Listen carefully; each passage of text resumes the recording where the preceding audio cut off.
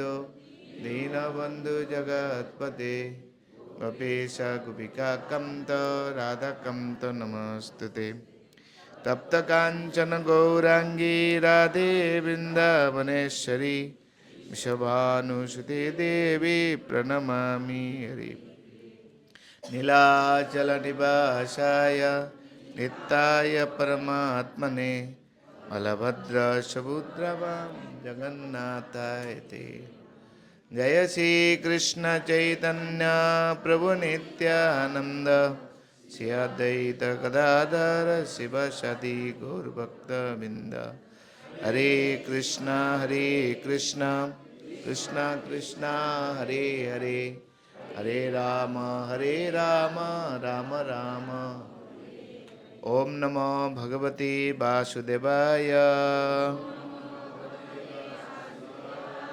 ओम नमो भगवते वासुदेवाय ओम नमो भगवते वासुदेवाय नारायण नमस्कृत्यं नरं चैव नरोत्तमं देवीं सरस्वतीं देशं तत जयमुदीरयेत् नष्टप्रायस्य अबुद्धेषु नित्यं भगवती सेवया भगवती उत्तमश्लोके भक्तिर्भवति नष्टकी।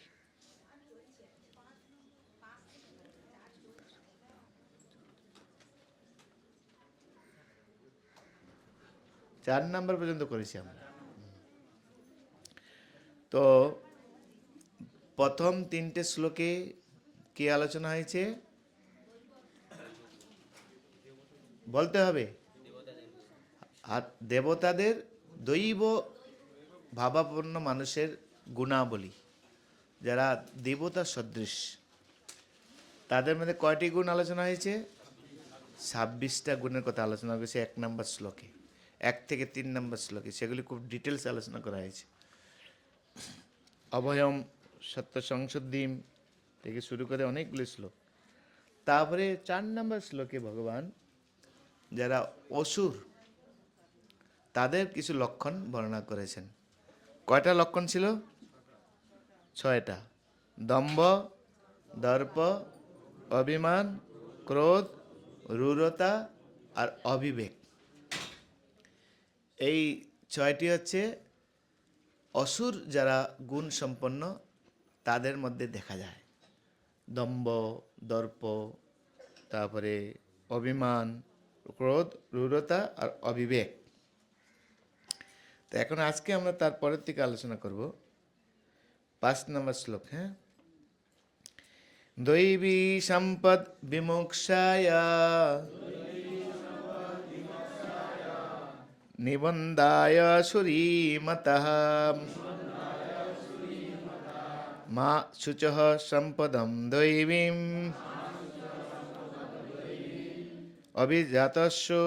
অভিজাতোসি পাণ্ডব। আরেকবার, দৈবী সম্পদ বিমোক্ষায় নিবন্ধায় সুরীমতঃ মা শুচঃ সম্পদম দৈবীম অভিজাতোসি পাণ্ডব। আমার সঙ্গে বলবেন, দৈবী সম্পদ মুক্তির অনুকূল, আর আসরিক সম্পদ বন্ধনের কারণ বলে বিবেচিত হয়। হে পাণ্ডুপুত্র, তুমি শোক করো না, কেননা তুমি দৈবী সম্পদ সহ জন্মগ্রহণ করেছ। তো দুটো জিনিস এখানে। প্রথম 3টে শ্লোক দৈবী সম্পদ, মানে দেবতা সম্পন্ন যারা ব্যক্তি তাদের সম্পদ। আর 4 নম্বর শ্লোক যারা আসরিক ব্যক্তি তাদের সম্পদ। ওগুলি তারা বাড়ায়, দম্ভ বাড়াবে, দর্প বাড়াবে, তারপরে অভিমান বাড়াবে, ক্রোধ, রূঢ়তা, অবিবেক তারা বাড়াবে। আর যারা দেবতা গুণ সম্বন্ধে তারা 26টা গুণ বাড়াবে। তো 26টা গুণ, এটা কিসের কারণ? মুক্তির কারণ। আপনি মুক্তি হতে চান, এই সংসার বন্ধন থেকে মুক্ত হতে চান, থাকবো না আর বদ্ধ করে, দেখবে আবার কোন জগৎটা? চিৎ জগৎ। চিৎ জগতে যারা যেতে চায় তাদের জন্য হচ্ছে এই 26টা গুণ। আর যারা এই সংসারে মরিতে চাহি না আমি, সুন্দর ভুবনে মানুষের মাঝে বাঁচিবারে চাই, অর্থাৎ এই জড়জগতে যারা সীমাবদ্ধ থাকতে চায় তাদের জন্য কোন কয়টা গুণ? 6টা গুণ। আপনি দম্ভ করুন, আপনি দর্প দেখান, অহংকার দেখান, আপনি তারপরে আপনি রূঢ়তা দেখান। রূঢ়তা মানে কর্কশ। গত ক্লাসে আমরা ডিটেলস আলোচনা করেছি। এগুলি দেখান আপনি। নরকের মানে রাজপথ, প্রশস্ত রাজপথ, আর চিন্ময় ধামে যাওয়ার প্রশস্ত রাজপথ, 26টা গুণ। কারণ চিন্ময় যেমনটা একটু শক্ত, তো তার জন্য ওখানে গুণটা একটু বেশি। নরকে যাওয়াটা ইজি, 4 নিয়ম ভঙ্গ করে দেন তাহলে হয়ে গেল। বলা হয়েছে না, কি বলে, ভালো হতে অনেক কষ্ট করতে হয়, খারাপ হতে কষ্ট করতে হয় না। এ সত্যি কথা না? ভালো হতে গেলে দেখলে হবে, খরচা আছে, এরকম লেখা থাকে না? দেখলে হবে, খরচা আছে, দেখবি আর জ্বলবি, বাসের পিছনে সব লেখা থাকে। সেরকম ভালো হতে গেলে একটু খরচা করতে হয়, তাই সেই জন্য 26টা গুণ আপনাকে আয়ত্ত করতে হবে। আর খারাপ হতে গেলে মাত্র 6টা। কোনটা চান আপনারা?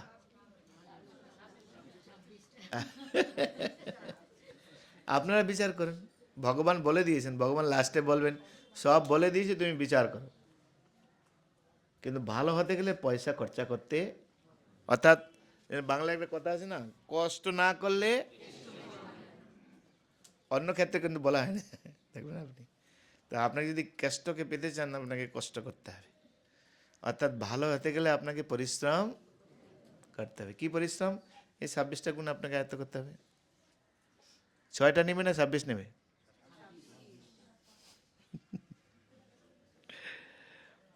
আচ্ছা, এই শ্লোকটা ভগবান কেন বললেন? ভগবান যখন এই ঐশ্বরিক গুণ সম্পন্ন কথা বললেন, 4 নম্বর শ্লোকটা, এ দম্ভ, দর্প, অভিমান, ক্রোধ, রূঢ়তা, অবিবেক, তো এটা শুনে অর্জুন চিন্তা করছেন, এই গুণগুলি তো আমার মধ্যে আছে, তা নাহলে আমি যুদ্ধক্ষেত্রে কেন উপস্থিত হয়েছি? যুদ্ধ মানে কি? ক্রোধ, হিংসা। যুদ্ধ কখন হয়? অভিমান থেকে, আই অ্যাম দ্য বেস্ট, তাই না? তখন হয় না? ঝগড়া কখন হয়? আমি হচ্ছি বড়, আমি শ্রেষ্ঠ, অভিমান, তাই না? দম্ভ, একটু মাথা নিচু করবে না। দর্প, দর্প মানে অহংকার, একই রকম, প্রায় প্রায় একই রকম। তো এই যে যুদ্ধে যোগদান করেছি, তার মানে আমিও তো ঐশ্বরিক গুণ সম্পন্ন। ভগবান তাকে আশ্বস্ত করছেন, না না না না, আসরিক গুণে অর্জুনের জন্ম হয়নি। যে এখানে তাৎপর্য দেখুন, আসরিক গুণে যে অর্জুনের জন্ম হয়নি সে কথা বলে শ্রীকৃষ্ণ তাকে এখানে উৎসাহিত করেছেন। সেই যুদ্ধে তার জড়িয়ে পড়ার কারণ আসরিক ছিল না, কারণ তিনি সপক্ষ বিপক্ষ যুক্তিগুলির বিবেচনা করে দেখছিলেন। তিনি বিবেচনা করেছিলেন ভীষ্ম, দ্রোণের মতো সম্মানীয় পুরুষদের হত্যা করা ঠিক হবে কি না। সুতরাং তিনি ক্রোধ, দম্ভ ও নিষ্ঠুরতার দ্বারা প্রভাবিত হয়ে কর্ম করছিলেন না। বুঝে গেল? কিন্তু ভক্তের স্বভাব, কোটটা কোথায়? কোটটা একবার দাও আমাকে, এই কোটটা দাও। ভক্তের স্বভাব কি? আপনি ভালো ভক্ত হতে চান? কারা কারা ভালো ভক্ত হতে চান? সবাই হতে চায়, তাহলে প্রতিদিন আসতে হবে। তো আজকে এসে কালকে আসে না, তাহলে শুনবেন কি করে? ধারাবাহিকতা শুনবেন না আপনি। আজকে প্রভুপাদের বাণী, 28শে ডিসেম্বর। প্রকৃত বৈষ্ণব কখনো বলবে না যে সে অন্য কারো চেয়ে শ্রেষ্ঠ। সে বলবে যে সে সমস্ত জীবের চেয়ে হীন। যদি সে বলে যে সে শ্রেষ্ঠ, তাহলে বুঝতে হবে সে আসল নয়। বুঝে গেল? কি বুঝে গেল?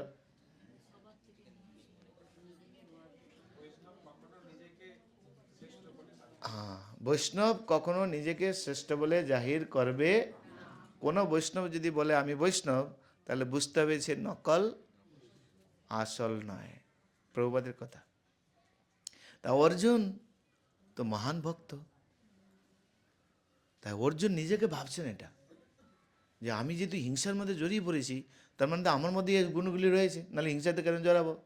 না, ভগবান তাকে আশ্বস্ত করছে, না না না, তোমাদেরকে জড়ানো হয়ে গেছে। তার প্রমাণ কি? অর্জুন কিন্তু যুদ্ধ করতে চাননি। ভীষ্ম, দ্রোণ প্রমুখ হতো, যে ভীষ্ম, দ্রোণ আমার সামনে উপস্থিত, এরা আমার গুরুজন, কি করে তাদেরকে আমি হত্যা করব? তাদের যে রক্ত মাখা এই যে যুদ্ধের যে ফল, সেটাকে আমি সুখী হতে পারবো কখনো? সৎ পুরুষ, গুণী পুরুষকে অপমান করে কেউ কোনদিন সুখী হয়েছে দেখেছেন? অর্জুন কিন্তু ভাবছেন সেটা, কিন্তু অর্জুন তো যুদ্ধ করতে চাননি। তাই তুমি যে আসরিক গুণ সম্পন্ন ভাবছ, না না, তুমি আসরিক গুণ সম্পন্ন নও। তো তাই তিনি আসরিক গুণ সম্পন্ন ছিলেন না। শত্রুর উদ্দেশ্যে বাণ নিক্ষেপ করা ক্ষত্রিয় ধর্ম, তাই তার কর্ম থেকে নিরস্ত হওয়াকে আসরিক বলে মনে করা হবে। অর্জুন কর্ম থেকে নিবৃত্ত হতে চেয়েছিলেন, আর যদি নিবৃত্ত হতেন তাহলে তার স্বধর্ম পালন থেকে বঞ্চিত হতো। তো স্বধর্ম যদি পালন না করে, তাহলে সেটাই আসরিক গুণ, যে তার স্বধর্ম পালন করবে না। সুতরাং অর্জুনের শোক করার কোনো কারণই ছিল না। যিনি জীবের বিভিন্ন বর্ণ আশ্রমোচিত আচরণ করেন, তিনি দিব্য স্তরে অধিষ্ঠিত। অর্থাৎ বর্ণ এবং আশ্রম অনুসারে যদি আমরা কাজ করি, তাহলে আমরা দিব্য স্তরে অধিষ্ঠিত হব। তো সেই কথাই এখানে বর্ণনা করা হলো, যে অর্জুন মনের ভাব ছিল যে আমি তো হয়তো আসরিক গুণের দ্বারা প্রভাবিত, যার দ্বিধাগ্রস্ত ছিলেন, তো ভগবান তাকে ক্লিয়ার করে দিলেন। তো প্রভুপাদ এখানে তাৎপর্য উল্লেখ করলেন যে বর্ণাশ্রম বিধি অনুসারে যিনি জীবনযাপন করেন, তিনি সর্বদা দিব্যগুণে অধিষ্ঠিত থাকবেন। বর্ণাশ্রম বিধি কি? বর্ণ এবং আশ্রম। কয়টি বর্ণ আছে? কয়টি আশ্রম রয়েছে? 4টি আশ্রম। ব্রাহ্মণ, ক্ষত্রিয়, বৈশ্য, শূদ্র, 4টি হচ্ছে বর্ণ। আশ্রম কয়টি? 4টি। ব্রহ্মচর্য, গারস্থ, বনপ্রস্থ এবং সন্ন্যাস। তো প্রত্যেকের নীতি অনুসারে যদি আপনি আচরণ করেন, আপনি মহান। আপনি গৃহস্থ ধর্ম গ্রহণ করেছেন, তো গৃহস্থ ধর্মের নীতি কি? কৃষ্ণের সংসার কর সারি অনাচার, জীবে দয়া কৃষ্ণ নাম সর্বধর্ম সার। বুঝে গেল? কৃষ্ণের সংসার করো সারি অনাচার। কার সংসার করতে হবে? কৃষ্ণের সংসার। তাহলে কি হবে? এব সংসার হবে বালি চর, হাটিয়া হইবি পার। এই ভব সংসারটা তোমার কাছে কি হয়ে যাবে? বালিচর হয়ে যাবে। সমুদ্র আর থাকবে না, হেঁটে হেঁটে পার হয়ে যেন পারে। না জলের ঢেউয়ের কোনো সমস্যা থাকবে, না কুমিরের সমস্যা থাকবে, না হাঙরের সমস্যা থাকবে, না তিমির সমস্যা থাকবে। আপনি হেঁটে হেঁটে পালিয়ে যাবেন। তো গৃহস্থ ধর্মের নীতি হচ্ছে তাই। যদি সেই গৃহে প্রবেশ করে যদি কেউ গৃহস্থ ধর্ম না পালন করে, তাকে বলা হয় গৃহমেদী। গৃহস্থ আর গৃহমেদী।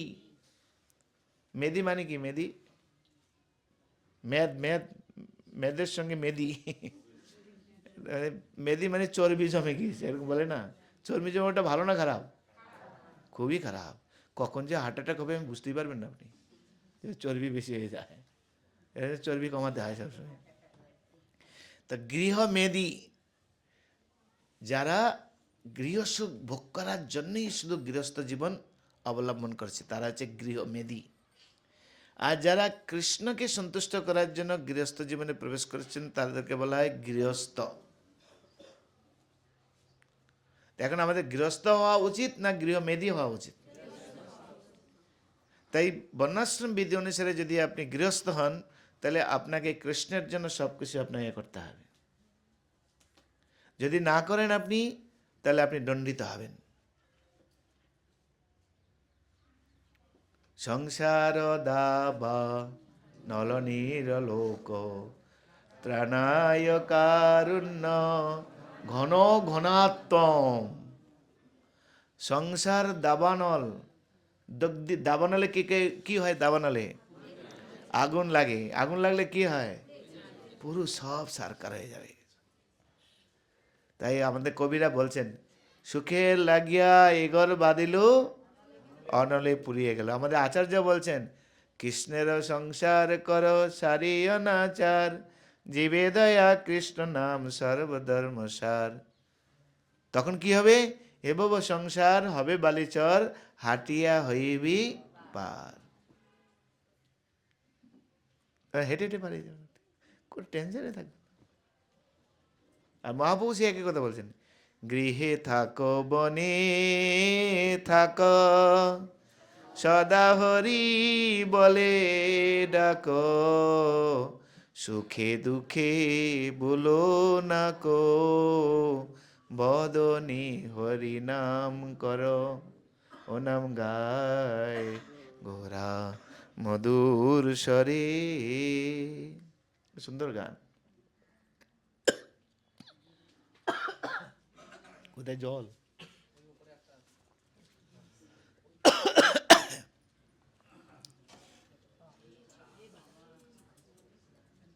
এই সংসার যে কোনো মুহূর্তে প্রবলেম হতে পারে, প্রস্তুত থাকতে হবে আমাদেরকে। তো তাহলে কি দাঁড়ালো এখানে? দৈবী গুণ বন্ধনের কারণ। ইয়েস, আচ্ছা, ইয়েস কে বললো? তার মানে আপনি ভালো করে শুনছেন না। একটা গল্প মনে পড়ে গেছে। এক ব্যক্তি ছিলেন চাকর, চাকর। মালিক যেটা বলে সেটাই বলে। মালিক বলছে আলু, পুরো খারাপ গুণ। চাকর বলছে মহারাজ আলু, আলু মানে ডায়াবেটিস, হাইপাটাইটিস, এই সব কিছু বলতে শুরু করেছে। তা বলছে বেগুন না খুব খারাপ, খেলেই চুলকায়। ও বেগুনের সম্বন্ধে খারাপ গুণ বলতে শুরু করলো। ঠিক আছে, তা মালিক যখন বলছে ভালো ভালো, তো আপনারা সেরকম নেন তো, আবার আমি যা বলবো তাই বলবেন? হ্যাঁ না, সেজন্য আপনাদের পরীক্ষা করছি। প্রভুপাদ একবার রাস্তা দিয়ে যাচ্ছেন আমেরিকাতে, একটা বড় গাড়ি দেখেছেন, বলছেন আমাদের একদিন এরকম বড় গাড়ি হবে। জয় প্রভুপাদ। তা একটা সে খুব দামি আরেকটা ট্রাক যাচ্ছে, বড় ট্রাক। একদিন আমরা এত পরিমাণে বই প্রচার করবো, এরকম বড় বড় গাড়ি আমাদের হবে, ট্রাক। বলে জয় প্রভুপাদ। তো আরেকটা ব্যক্তি একটা কুকুর নিয়ে যাচ্ছে, একদিন আমাদের এরকমও কুকুর হবে, বলে জয় প্রভুপাদ। তো প্রভুপাদ বলছেন মূর্খ, কুকুর দিয়ে কি করবে? সেজন্য খুব সাবধান, ধ্যান সহকারে শুনবেন। ঠিক আছে, তাহলে দৈবিক গুণ আমাদের বন্ধনের কারণ কি? মুক্তির কারণ। আর আসরিক গুণ বন্ধনের কারণ। তাহলে আমরা বন্ধন হতে চাই না মুক্ত হতে চাই? তাহলে কোন গুণ নিতে হবে আমাদেরকে? দৈবিক গুণ নিতে হবে। ব্যাস, সিম্পল প্রসেস। আর এই দৈবিক গুণগুলি কয়েকটা ক্লাসে আপনার আলোচনা হয়েছে, 26টা গুণ। এই 26টা গুণ আপনাকে আয়ত্ত করতে হবে। কীভাবে আয়ত্ত করবেন? সাধু সঙ্গে ভজন করতে হবে আপনাকে। প্রণাম করুন।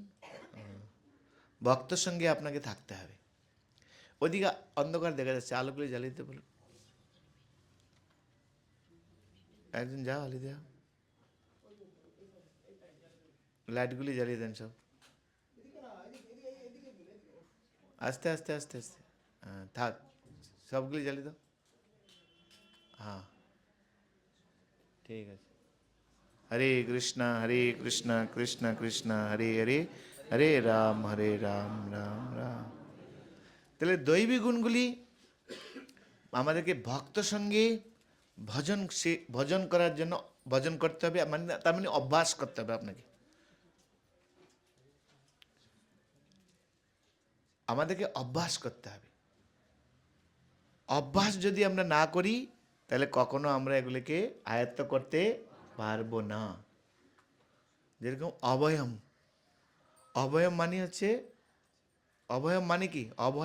অভয়ম ভয় শূন্যতা। ভয় শূন্যতা কিভাবে সম্ভব? না, সম্পূর্ণরূপে কৃষ্ণের উপরে ডিফেন্স, রাকে হরি আর মারে হরি, এই বিশ্বাস। কি করতে হবে? অভ্যাস করতে হবে। প্রহ্লাদ মহারাজ তিনি বিশ্বাস করেছেন, কৃষ্ণ তাকে রক্ষা করেছেন।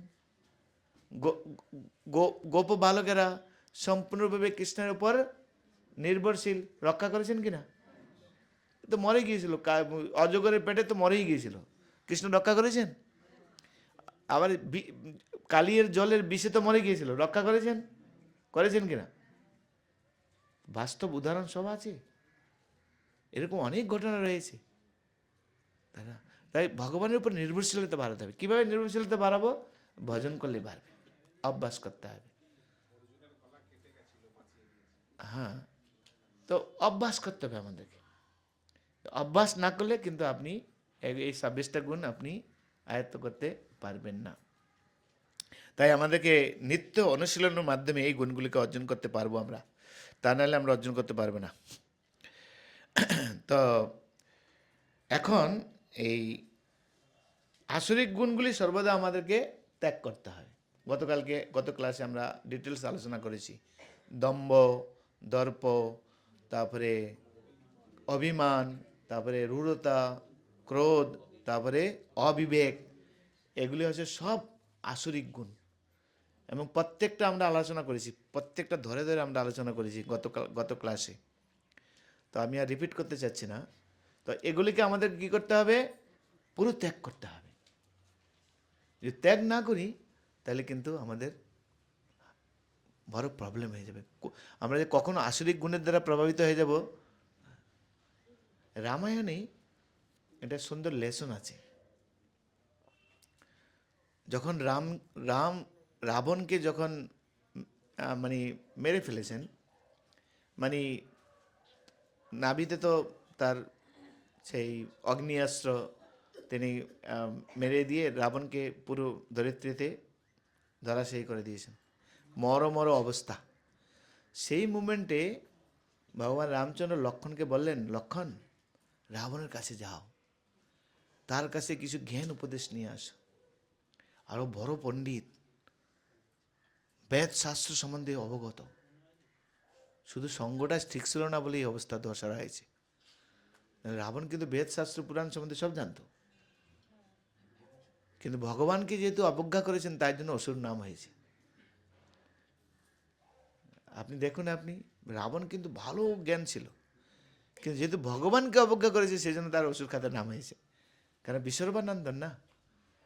লক্ষ্মণ অনিচ্ছা সত্ত্বেও এই রাবণ জ্ঞান উপদেশ দিবে?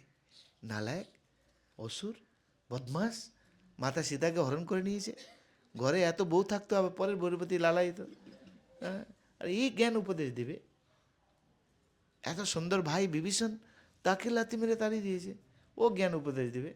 কিছু বলতে পারছে না, যেহেতু ভাই বলেছেন, রামচন্দ্র বলেছেন, গিয়েছে, জয় রাবণ, জ্ঞান দে। রাবণ মাথাটা ঘুরিয়ে নিয়েছে, পুরো মাথাটা ঘুরিয়ে নিয়েছে, তুই জ্ঞান দিবি আমাকে, মূর্খ কোথাকার, বা দাদা বলেছে বলে আমি এখানে আসছি, না তোর তো মুখ দর্শন করা পাও, নাহলে চলে গেছে। তো রামচন্দ্র জিজ্ঞাসা, কি জ্ঞান নিয়ে আসলো? বলে, রাবণ জ্ঞান দিবে? আমি তো আগে যেতে চাইনি, আপনি বলেছেন বলে গেলাম, ও কি জ্ঞান দিবে? তো রামচন্দ্র কাছে, কীভাবে তুমি গিয়েছিলে? বলে, কেন? ওকে গিয়ে বললাম, হ্যাঁ রাবণ জ্ঞান দে। তারপর ভগবান গীতার শ্লোক বললেন, তদ্বিদ্ধি পরিপাতেন পরিপ্রশ্ন উপদেক্ষন্তি তে জ্ঞানম জ্ঞানিনা। জ্ঞান লাভ করার সূত্র কি? তদ্বিদ্ধি। তাকে প্রণাম নিবেদন করতে হবে, আগে প্রণাম নিবেদন। পরিপ্রশ্নেন, প্রশ্ন জিজ্ঞাসা করতে হবে, তার সেবা করতে হবে, তাহলে তিনি জ্ঞান উপদেশ দিবেন। ঠিক আছে? যারা নতুন এসছেন, হ্যাঁ হ্যাঁ, বলে তদ্বিদ্ধি প্রণিপাতেন পরিপ্রশ্ন সেবয়া উপদেক্ষন্তি তে জ্ঞানম জ্ঞানিনা তত্ত্বদর্শিনা। তুমি আবার যাও, আর এই নীতি অনুসারে রাবণের কাছে জ্ঞান চাও, দেখবে তুমি সুন্দর উপদেশ পাবে। আবার গিয়েছেন, তখন গিয়ে বলছেন, হে রাবণ, তোমাকে প্রণাম, শত শত প্রণাম। কেননা তুমি বিশ্বর্বানন্দন, তুমি বেদ শাস্ত্র পুরাণে তুমি পারদর্শী, তাই দয়া করে আমাকে কিছু উপদেশ দাও। আর যেই কথা বলেছেন, রাবণ আবার ঘুরে তাকিয়েছেন। লক্ষণ, শোনো, আমার আর কিছুক্ষণ মাত্র আয়ু আছে, তারপরে আমি চলে যাব, কিন্তু যাওয়ার পূর্বে তোমাকে একটা উপদেশ দিয়ে যাচ্ছি। অনেক কিছু বলার ছিল, কিন্তু সব উপদেশের সার আমি তোমাকে দিয়ে যাচ্ছি। বলুন কি? যদি তোমার জীবনে কখনো ভালো করার প্রবণতা আসে, ভালো কিছু যদি তোমার মধ্যে জ্ঞান আসে, তাহলে কাল বলবে, কাল করবো বলে সেটা রেখে দেবে না, ইমিডিয়েটলি করবে। আমাকে দেখো, আমার মধ্যে এরকম পাওয়ার ছিল, আমি চিন্তা করেছিলাম যে সমুদ্রের জলকে আমি নোনতা থেকে আমি মিষ্টিতে পরিণত করব। রাবণ কিন্তু করতে পারতেন, এত পাওয়ারফুল ছিলেন। আমি চিন্তা করেছিলাম যে লোক কেন স্বর্গে সব কষ্ট করে তপস্যা করে যেতে হবে, একটা সিঁড়ি বানিয়ে দেবো, হেঁটে হেঁটে সব চলে যাবে। রাবণের কিন্তু পাওয়ার ছিল, কিন্তু কাল করব কাল করব কাল করব বলে আর জীবনে কোনোদিন করা। সেই জন্য বাংলায় একটা কথা আছে, শুভশ্রম। আচ্ছা, দ্বিতীয় কি? দ্বিতীয় বলছে, যদি তোমার মনে কোনোদিন খারাপ চিন্তা, খারাপ বাসনা আছে, আজ নয় কাল, কাল নয় পরশু, পরশু নয় তরশু, এভাবে যত পারো টালতে থাকবে, করবে না। কিন্তু মন তো মানবে না, মন বলছে ঠিক আছে আজকে করে কালকে করবো, খারাপ কাজটা কালকে। আমাকে দেখো, মন্দোদরি না করেছে, না করেছে, বিভীষণ আমাকে না করেছে, তুমি সীতা হরণ করতে যেও না, কিন্তু আমি বলেছি করবই, আর করেছি। তার ফলস্বরূপ কি হলো? কথা বলছেন না, কথা বলবে না। আসলে বাচ্চাদের জন্য একটা এখন করব, সেই জন্য আমার দশাটা কি হয়েছে দেখো আজকে সব অংশে। তাই ভালো জিনিস যদি কখনো জানতে পারি, বুঝতে পারি, এখনই করব। আর যদি খারাপ বস্তু মাথায় আসে, আজ নয় কাল, কাল নয় পরশু, মনে রাখবেন। আর এই পাঠে যখন বসছেন, এটা মাথায় রাখবেন। এটা জাগতিক ক্ষেত্রে, আধ্যাত্মিক ক্ষেত্রে, যে কোনো ক্ষেত্রে এটা আপনি কাজে লাগাতে পারেন। খারাপ জিনিসকে আমরা জানি, চুরি করা খারাপ, মিথ্যা কথা খারাপ, জীব হিংসা খারাপ, কাউকে ঘৃণা করা খারাপ, হ্যাঁ কি না? যা যা খারাপ হচ্ছে বাদে, কাজ না কাল, কাল না আপনি মহান হয়ে যাবেন, দেখুন আপনি।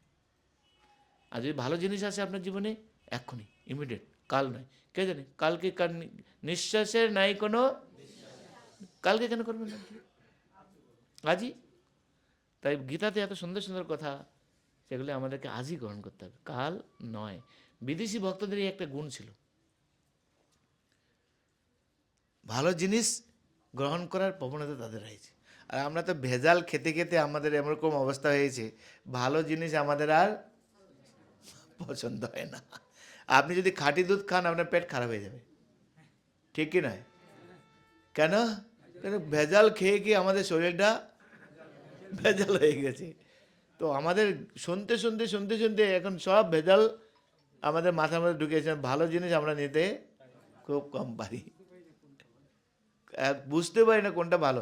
বুঝিয়ে দিল আমরা, কেন কেন তোরা যে যা বলিস ভাই, আমার সোনার হরিণ চাই। ওই একটা প্রবলেম আছে আমাদের মধ্যে, আমি যা বুঝেছি সেটাই সঠিক, এটা একটা প্রবলেম রয়েছে। কিন্তু যারা বিচক্ষণ, যারা বুদ্ধিমান, যারা ইন্টেলিজেন্ট, তারা কিন্তু এর কখনো বলে না, তারা বিচার করে দেখে যে কোনটা ভালো কোনটা মন্দ। যেটা ভালো জিনিস সেটা অ্যাকসেপ্ট করে, যেটা ভালো জিনিস নয় সেটাকে বাদ দিয়ে দেয়। এটা মাথায় রাখবেন। তাইলে দৈবী সম্পদ মুক্তির কারণ, আর আসরিক সম্পদ বন্ধনের কারণ। এটা ক্লিয়ার? তো অর্জুন দৈবিক গুণ সম্পন্ন না আসরিক গুণ সম্পন্ন? দৈবিক গুণ সম্পন্ন। কারণ কি? কারণ তিনি যুদ্ধ করতে চাননি, তিনি কাউকে হত্যা করতে চাননি, তিনি ভিক্ষাবৃত্তি অবলম্বন করতে চেয়েছেন। বুঝা গেল? যারা ভক্ত তারা সর্বদাই নিজেকে কি মনে করে? আমি বুঝি অপরাধী। অর্জুন সেটাই ভাবছিলেন, কিন্তু ভগবান এখানে বলেন না না না না, তোমার ভাবনাটা ভালো, কিন্তু তুমি সেই গুণ সম্পন্ন নও, তুমি দৈবিক গুণ সম্পন্ন, কেননা তোমার মধ্যে এই গুণগুলি ছিল। তাই না? তো এইভাবে এই 4 নম্বর শ্লোক ছিল, 5 নম্বর শ্লোকে ছিল প্রভুপাদ লাস্টের দিকে বলছেন, তাই যিনি জীবনের বিভিন্ন বর্ণ আশ্রমিতে আচরণ করেন তিনি দিব্যশ্বরের অধিষ্ঠিত, যেটা আমরা বললাম। যিনি জীবনের বিভিন্ন বর্ণ আশ্রমোচিত আচরণ করেন, তা আমরা বলেছি আপনাদেরকে যে আপনারা গৃহস্থ, এখানে ম্যাক্সিমাম গৃহস্থ, আমি ব্রহ্মচারী, আমাকে ব্রহ্মচারী উচিত আচরণ করতে হবে। ব্রহ্মচারী যে বাউন্ডারি তার বাইরে আমাকে যাওয়া যাবে না। আপনারা যারা গৃহস্থ, আপনাদের বাউন্ডারি আপনাদের ক্রস করা যাবে না। আর গৃহস্থ মিনস, গৃহস্থ আর গৃহমেদী 2 প্রকার রয়েছে, আমি আলোচনা করেছি অলরেডি। 2 প্রকার, গৃহস্থ আর গৃহমেদী। যারা গৃহমেদী তারা সংসারে আমি এবং আমার এই নিয়ে ব্যস্ত। যারা গৃহস্থ, আমি কৃষ্ণের, কৃষ্ণ আমার, কৃষ্ণেরও সংসার করো, তাই আমাদেরকে গৃহস্থ হতে হবে। এদিকে না, কিচেনে দেন, কিচেনে গৃহস্থ হতে হবে। গৃহমেদী হলে প্রভুপাদের তাৎপর্যের শেষ লাইনটা দেখুন, খুব সুন্দর প্রভুপাদ বলছেন। এবার আমরা পরের শ্লোকে যাব। দ্বৌ ভূত স্বর্গ লোকেস্মিন দেব আসুর এব চ দৈব বিস্তর সম্পৃক্ত আসুরম পার্থ মে সেনো। হে পার্থ, এই সংসারে দৈব ও আসরিক এই 2 প্রকার জীব সৃষ্টি হয়েছে। দৈব সম্বন্ধে বিস্তারিত বলা হয়েছে। এখন আমার কাছ থেকে অসুর প্রকৃতি সম্বন্ধে শ্রবণ কর।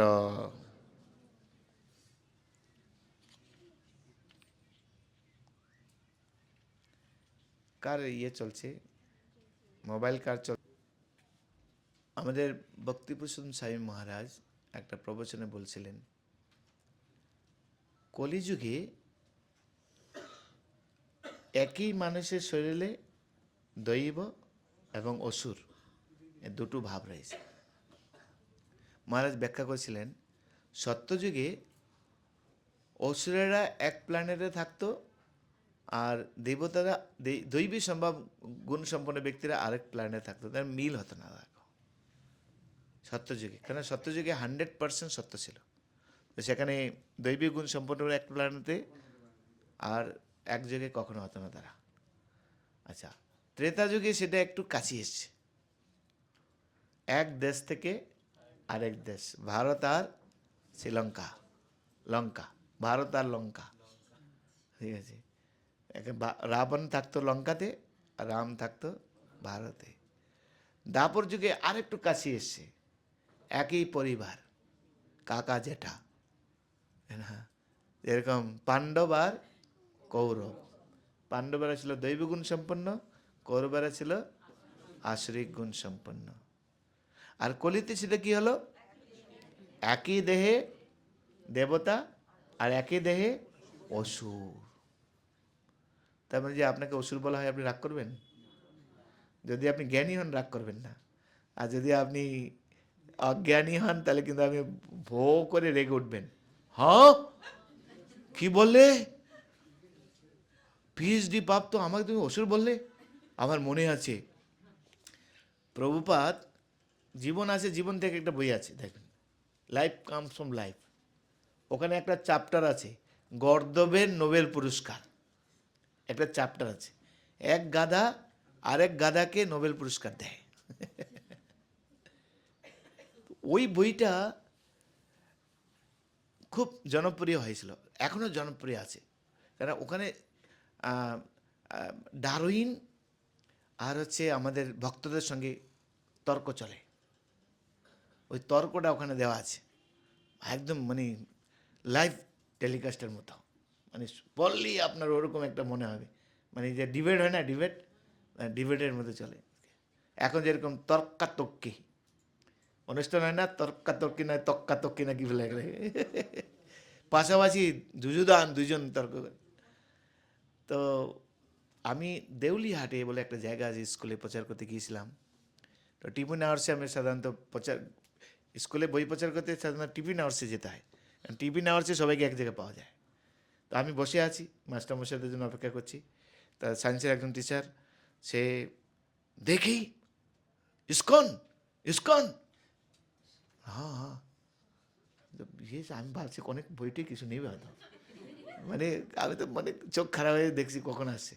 সে একটা বই নিয়ে এসে ঠম করে মারল আমার সামনে, বলে এখানে এখানে আপনাদের স্বামীজি কী পেয়েছে? বিজ্ঞানীরা গাধা?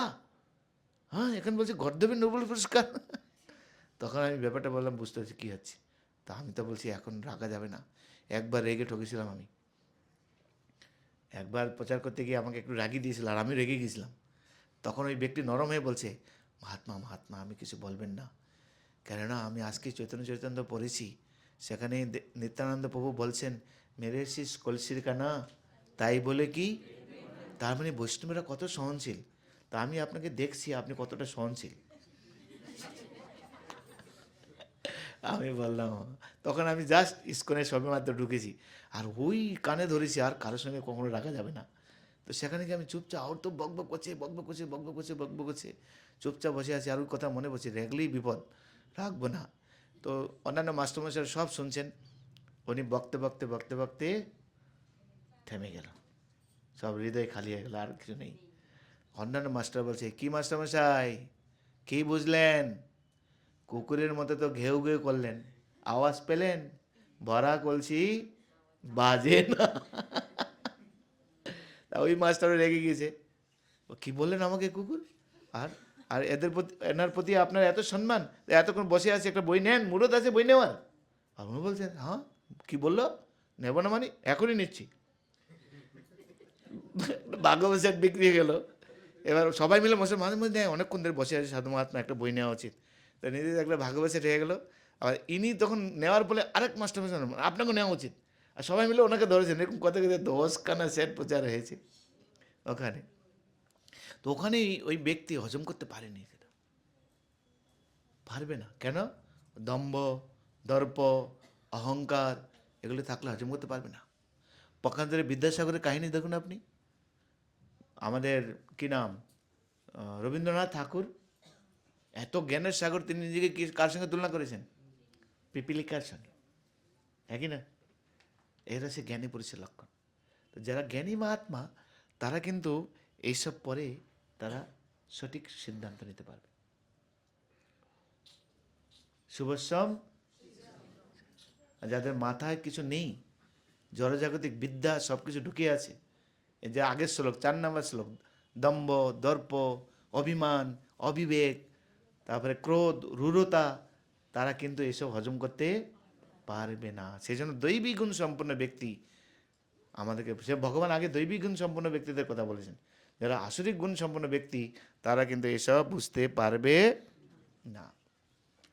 সেজন্য এখানে ভগবান বলছেন দৈব এবং আসুর দুই ধরনের জীব সবসময় রয়েছে, সবসময় থাকবে, এখনও আছে আপনার। এখন যে নেই তাও নেই, এখন নেই দৈবী গুণ সম্পন্ন ব্যক্তি। যেরকম এখানে স্থির হয়ে বসে থাকা, এটা কাদের গুণ? দৈবী গুণ। কিন্তু যদি চঞ্চলতার স্বভাব থাকে আপনার এখানে, তাহলে কিন্তু আপনার দৈবী গুণ নেই, আপনি নিজেকে নিজে বুঝতে পারবেন। এখন স্থির হয়ে শুনছেন, ভদ্রভাবে শুনছেন, তার মানে আপনি দৈবী গুণ। আবার রাস্তায় বেরিয়ে গেলে কী হবে ভগবান জানে, আবার মোবাইলটা খুললে কী হবে ভগবান জানে, তখন প্রকাশিত হবে আপনার আপনি দেবতা গুণ না অসুর গুণ। যদি আপনি দৈবী গুণ সম্পন্ন হন, মোবাইলে কি করবেন আপনি? ভগবানের কি উপদেশ আছে, আর লেকচার কি আছে, আর শ্রবণ কি আছে, এগুলি ফেমাস। আর যদি আসরিক গুণ সম্পন্ন হন, সিনেমা, ফাইটিং, গেমস, তাই না, এই চলতে থাকবে সব। তাহলে দেখুন, একই ব্যক্তির শরীরে দৈবিক গুণ এবং আসরিক গুণ দুটিই রয়েছে। এখন সমস্যা হচ্ছে এই গুণগুলি কখন বিকশিত হয়? যখন আপনি সেরকম সঙ্গ আমি পাই। এখন ভগবান সামনে, এখানে গীতা ক্লাস হচ্ছে, এখন আপনার দৈবিক গুণ প্রকাশিত হচ্ছে, আপনি ঠান্ডা হয়ে বসছেন, বুঝছেন না বুঝছেন সেটা পরের কথা, কিন্তু কমপক্ষে স্থির।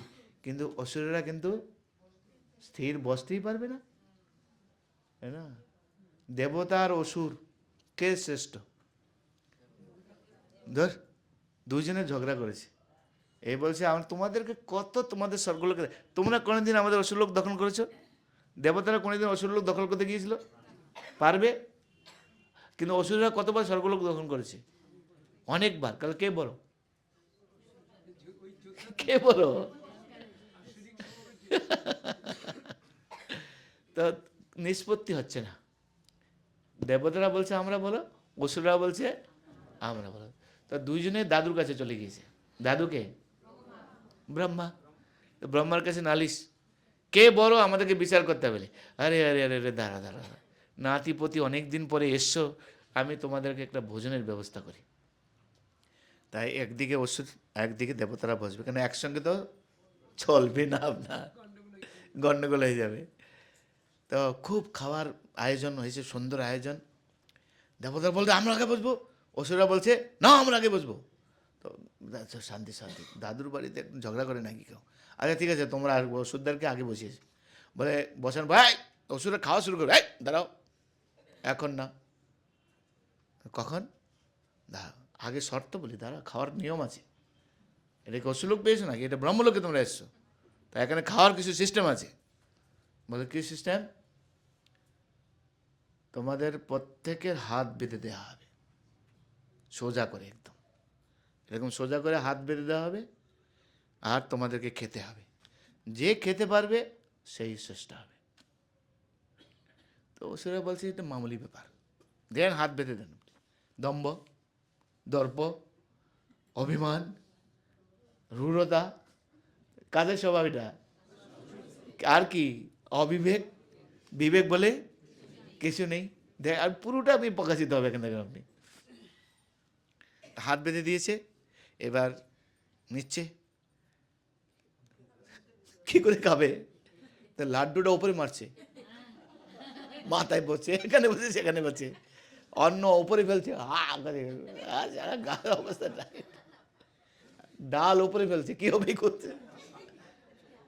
আর দেবতারা তাড়াতাড়ি বলে দাঁড়া, তোমাদেরও মজা হবে।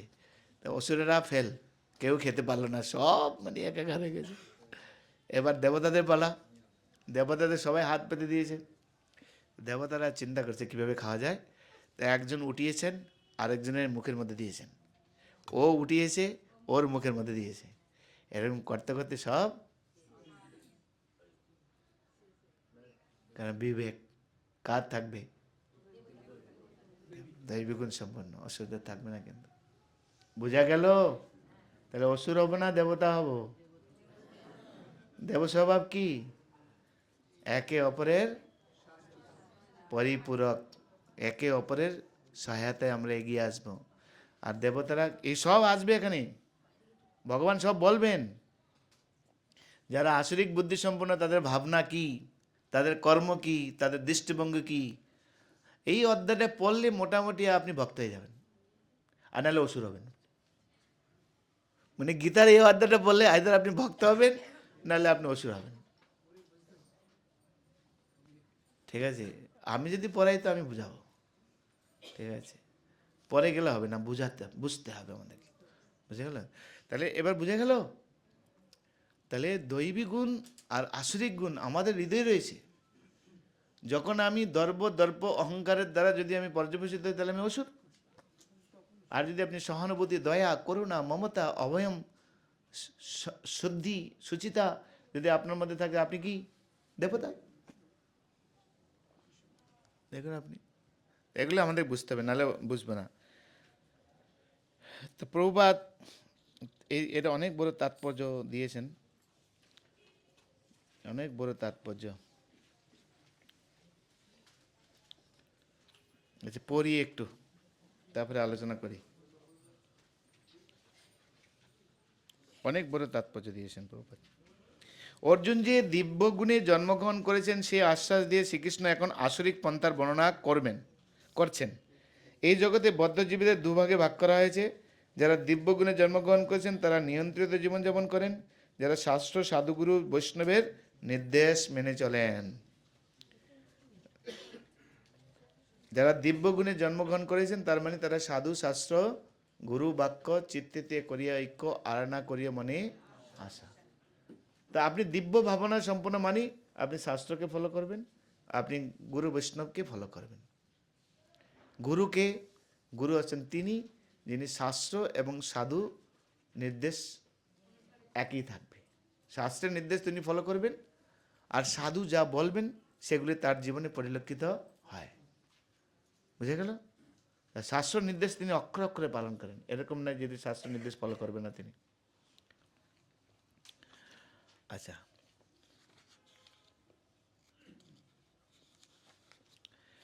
প্রামাণ্য শাস্ত্রের আলোকে কর্তব্য অনুষ্ঠান করা উচিত। কি আমরা করব, কি আমরা করব না, তা শাস্ত্রের অনুসারে করা উচিত। এই অধ্যায়ের শেষ শ্লোকটা বের করুন।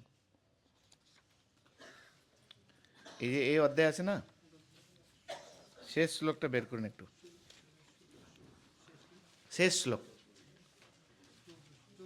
24 নম্বর শ্লোক, ওখানে দেখুন, তস্মাৎ শাস্ত্রম প্রমাণন্তে কার্য কার্য ব্যবস্থিত জ্ঞাতা শাস্ত্রম বিধানার্থম কর্ম কর্তুম অরসি। এ দেখুন, অতএব কর্তব্য অকর্তব্য নির্ধারণে শাস্ত্রই হচ্ছে তোমার প্রমাণ। অতএব শাস্ত্রীয় বিধান অনুসারে কথিত যে কর্ম তা জেনে তুমি সেই কর্ম করতে যোগ্য হও। এই অধ্যায়ের শেষ সিদ্ধান্ত ভগবানের। কি করব কি করব না কে নির্ধারণ করছে? ও দিদি দাদা নির্ধারণ করবে না। কে নির্ধারণ করবে? শাস্ত্র। সেই জন্য সাধু শাস্ত্র গুরু, শাস্ত্র সে মিডল। সাধুও শাস্ত্রের নির্দেশ ফলো করবে, গুরুও শাস্ত্রের নির্দেশ ফলো করবে।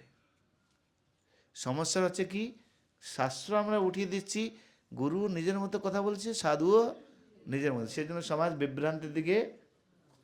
ইসকন কেন এই গীতার আলোচনা করছে? এই আমাদের গীতা স্টাডি কোর্স, আজকে প্রায় 27,000 ভক্ত এই কোর্স করেছে। ডাক যুগে Gita study course. Gita course করার পূর্বে তাদের ভাবনা, আর গীতা কোর্স করার পরে তাদের ভাবনা আকাশ পাতাল ডিফারেন্স। আজকে আমাদের 6খানা সেন্টার, 6খানা সেন্টারে আমাদের 12,000-এর ওপরের ভক্ত তারা মানে কৃষ্ণ নামের সঙ্গে যুক্ত হয়ে গেছে, শুধুমাত্র এই গীতা পড়ে। কারণ আমাদের প্রভুপাদের এই সোসাইটি ইসকন তৈরি হয়েছে গীতার জ্ঞানের ভিত্তিতে। সেই জন্য আমাদের কাছে গীতা হচ্ছে সবচেয়ে ইম্পর্টেন্ট। সনাতন ধর্মের মূল ধর্মগ্রন্থ হচ্ছে ভগবদ গীতা, সেটা আমাদের ভালো করে বুঝতে হবে। আর কৃষ্ণ এখানে পুরো দীপ্ত কণ্ঠে, আপনি যে কোনো গীতা দেখুন, এই শ্লোকটা আপনি ফলো করুন। আপনি হিন্দুরা আজকাল হিন্দুগিরি করছে না, সেই জন্য বহুত সমস্যা তৈরি হয়ে গেছে সমাজে। হিন্দুরা হিন্দুদের পথে নেই। লোকেরা আমাদেরকে বলে আপনারা কি করছেন, এই মঠ এই করছে, ও মঠ এই করছে। আমাদের একটাই কথা, আমরা হিন্দুদেরকে হিন্দু শুধু বানাচ্ছি। তুমি যদি হিন্দু হও, তোমার ধর্মগ্রন্থ কি? গীতা অনুসারে তুমি শিখো, জীবনযাপন করো। তুমি হিন্দু আবার গীতা পড়বে না, এটা কী করা হয়? মুসলমান কোরআন মানবে না, এটা কী করা হয়? হ্যাঁ কি না? খ্রিস্টান বাইবেল মানে না, কি হবে? মুসলমান হয়ে যদি বলে আমি কোরআনকে মানি না, গলা কেটে পরের দিন গলা কেটে দেবে, হ্যাঁ কি না? কিন্তু আমাদের হিন্দুরা গীতা দিতে আমরা মানি না, আমি হিন্দু। কোথায় গিয়েছি আমরা দেখুন আপনি। তাদের দোষ নেই, এটা আমাদের মতো এই সাধু লাল কাপড় যারা পড়েছে তাদের দোষ। কেন আমরা তাদের সঠিক শিক্ষা দেইনি। আমরা কত সমাজে মত সৃষ্টি হয়ে গেছে, অথচ গীতার জ্ঞান আউট। আর শিল প্রভুপাদের গীতার জ্ঞানের মাধ্যমে সারা বিশ্বকে এক ছাতার তলায় নিয়ে এসেছেন। দেখুন আপনি, গীতার জ্ঞান আমাদের জীবনে কত গুরুত্বপূর্ণ সেটা বোঝার চেষ্টা করুন। লোকে আবার আমাদের সনাতন ধর্মে এরকম ভাবনা আছে, গীতা পড়িস না, গীতা যদি ভুল পড়িস তাহলে পাপ হবে, আর গীতা যদি পড়িস তাহলে ত্যাগ হয়ে যাবে সব। গীতা মানে কি জানো? গীতা গীতা বলো, দেখো ত্যাগ শব্দটা আসবে। গীতা মানি ত্যাগ, সংসার ত্যাগ হয়ে যায় তোর। কিন্তু এত মূর্খ, গীতার ভিতরেই যায়নি তারা। অর্জুন গীতা পড়ে, গীতা পড়ার আগে সংসার ত্যাগ করতে চেয়েছিল, একই নয়? আমি বনে চলে যাব, হত্যা করবে না, যুদ্ধ করবে না, রইল ঝোলা চললো ভোলা। ঝোলা ফেলে দিয়েছিলেন কি না? গান্ডীব হাত থেকে পুরো ফেলে দিয়েছেন। ভগবানকে বলছেন, কৃষ্ণকে বলছেন, রইল ঝোলা চললো ভোলা, ঘর দুয়ার ছোড়ো হরের ধার চলো। ভগবান তখন ডান্ডা মেরেছেন, রাস্কেল, তুমি ক্ষত্রিয়, তোমার স্বধর্ম কি? এই যে বর্ণাশ্রম, বর্ণ এবং আশ্রম অনুসারে প্রত্যেকে জীবনযাপন করা, সেটাই হচ্ছে তার স্বধর্ম। স্বধর্মে নিধনং সেহ পরধর্ম। গৃহস্থ ব্রহ্মচারীকে ফলো করবে না, সন্ন্যাসীকে ফলো করবে না। ব্রহ্মচারী না গৃহস্থকে ফলো করবে, না বানবস্তিকে ফলো করবে। সন্ন্যাসী গৃহস্থকে ফলো করবে না। প্রত্যেকের ধর্ম অনুশীলন করবে, সেটা। তাই তুমি ক্ষত্রিয়, তোমার কাজ হচ্ছে ক্ষত্রিয় ধর্ম অবলম্বন করা। তুমি না করো, সেটাই হচ্ছে তোমার জন্য কর্মবন্ধন হয়ে যাবে। তারপরে অর্জুন আবার যুদ্ধ শুরু করলেন। গীতা পুরী আমাদের সনাতন ধর্মে এরকম কুসংস্কার লোকে দিয়ে, কেন পুঁজিপাটটা সব চলে যাবে না? সবাই যদি সত্যিকারে জানে, তাহলে আমার আমার আমার প্রবচন কে শুনবে? কিন্তু প্রভুপাদ পুরো ঘুরিয়ে দিয়েছেন জিনিসটাকে। আগে শিক্ষা, পরীক্ষা, তারপরে দীক্ষা। তার আগে দীক্ষা নয়, আগে শিখতে হবে। গীতা ভাগবত কি বলছে জানো তুমি আগে।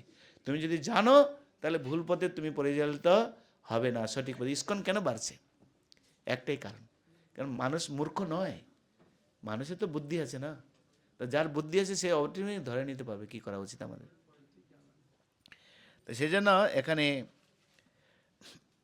ভগবান কৃষ্ণ এই শ্লোকের লাস্টে, যে শাস্ত্র নীতি অনুসারে প্রামাণ্য শাস্ত্রের আলোকে কর্তব্য অনুষ্ঠান করা উচিত, এই শ্লোকের তাৎপর্য আমরা যেটা পড়ছি এখন, 6 নম্বর শ্লোকের তাৎপর্য, যে প্রামাণ্য শাস্ত্রের আলোকে আমাদেরকে অনুষ্ঠান করা উচিত, কর্তব্য অনুষ্ঠান করা উচিত। এই মনোবৃত্তিকে বলা হয় দিব্য। শাস্ত্রের অনুসারে যদি আপনি আপনার জীবনযাপন করেন, তাহলে আপনি দিব্য স্তরে আসেন। আর শাস্ত্র যদি পড়েন, সেই অনুসারে জীবনযাপন করেন, আপনি কোনো খারাপ কাজ করতেই পারবেন না, ভুল পথে আপনি চলতেই পারবেন না। এরকম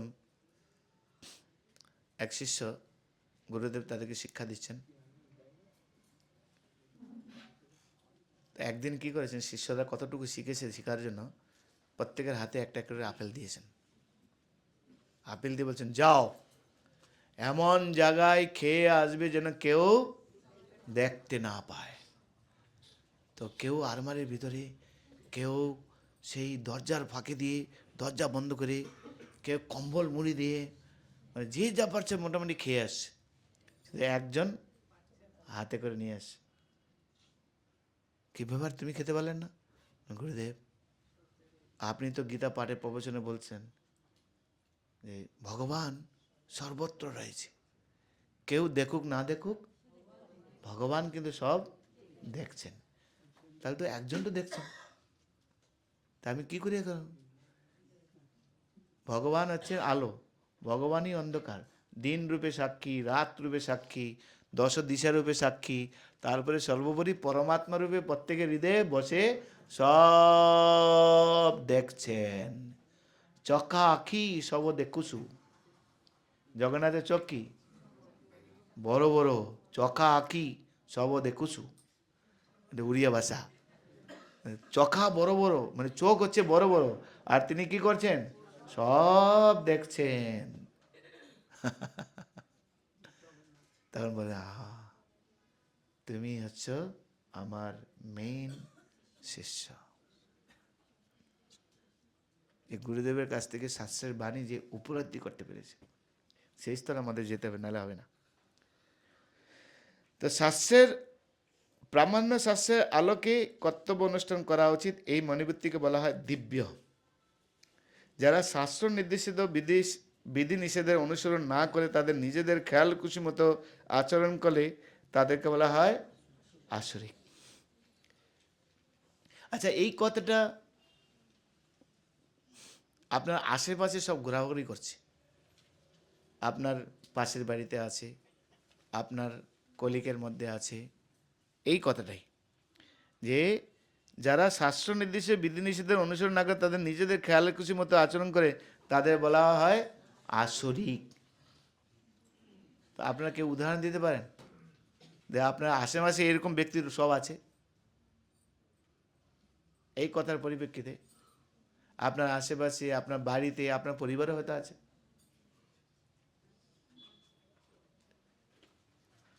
আছে কি নেই? আচ্ছা, একটা উদাহরণ দিয়ে বলতে পারেন কাকে আপনি নির্ণয় করবেন এই কথার পরিপ্রেক্ষিতে? আমার কথা বুঝতে পারছেন? বুঝতে পারছি ওর? তাহলে তো উত্তর হওয়া উচিত। এই শাস্ত্র উদাহরণ দেওয়া যাবে না। আপনি কাউকে বলেন না, আপনি নিজেকে দিয়ে বলেন আপনার আশেপাশে আছে সব। আপনি বাজারে যাচ্ছেন, আশেপাশে আছে। মার্কেটিং করতে যাচ্ছেন, আশেপাশে আছে। আপনি অফিসে যাচ্ছেন, আশেপাশে আছে।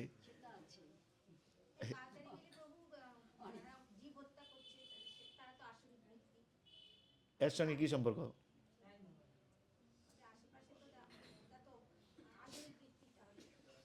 ওটা আমি তো এটা বলিনি তো, এখানে তো এই কথা বলা হয়নি। এখানে কি বলেছেন? খেয়াল খুশির মতো আচরণ করছে, খেয়াল খুশির মতো বলবে আপনাকে। শাস্ত্রের কোনো নির্দেশ নেই। আপনি বলবেন, বলুন দেখি।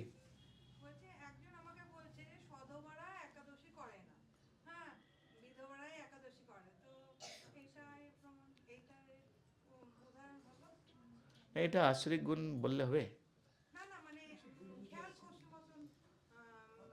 আচ্ছা, খেয়াল খুশি মতো, হ্যাঁ এটা হতে পারে, কারণ খেয়াল খুশির মতো বলছে। শাস্ত্রে কোথাও লেখা আছে কি? না। একাদশী সবসময় ছিল। অম্বরীশ মহারাজ সত্যযুগে, কোন সত্যযুগে তিনি একাদশী ব্রত পালন করতেন। অম্বরীশ মহারাজ কোন এক সত্যযুগে, কোন সত্যযুগে? অনেক আগে, যযাতি মহারাজেরও অনেক আগে তিনি একাদশী ব্রত পালন করতেন। তো ওনার কি বিধবা ছিলেন নাকি? যেরকম নন্দ বাবা একাদশী ব্রত পালন করতেন, যশোদা মাইয়া একাদশী ব্রত পালন করতেন। তারা একাদশী দিন পরে দ্বাদশী দিন ভোরবেলা যমুনাতে স্নান করতে গিয়েছেন, তার সেখানে রাত্রি দেবতারা ধরে নিয়ে চলে গেছেন।